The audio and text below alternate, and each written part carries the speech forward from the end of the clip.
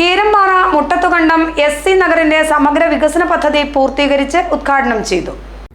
കീരമ്പാറ പഞ്ചായത്തിലെ 7ാം വാർഡിൽ മുട്ടത്തുകണ്ടം എസ്.സി. നഗറിന്റെ സമഗ്ര വികസന പദ്ധതി 20 ലക്ഷം രൂപ ചെലവഴിച്ചാണ് പൂർത്തീകരിച്ചത്.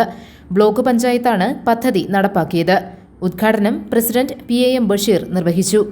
ഗോപി മുട്ടത്ത് അധ്യക്ഷത വഹിച്ചു.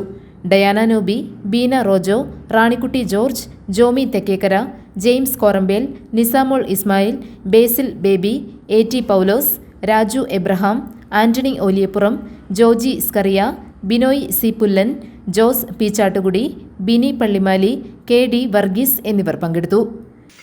കഴിഞ്ഞ വർഷത്തിലാണെന്ന് എനിക്ക് തോന്നുന്നു മുട്ടത്തുകണ്ടത്ത് ഇത്തരത്തിൽ തന്നെ ബ്ലോക്ക് പഞ്ചായത്ത് തൊട്ട് താഴെ നടത്തിയ നിർമ്മാണ പ്രവർത്തനങ്ങളുടെ ഉദ്ഘാടന ചടങ്ങിൽ ഇവിടെ വരികയും ഈ പ്രദേശത്തെ കുറിച്ച് നന്നായി ഞങ്ങൾക്ക് മനസ്സിലാക്കാനും കഴിഞ്ഞതിന്റെ ഒരു പരിണത ഫലമാണ് ഇപ്പൊ ഇവിടെ ഈ നിർമ്മാണ പ്രവർത്തനങ്ങൾ പൂർത്തീകരിച്ചിട്ടുള്ളത്.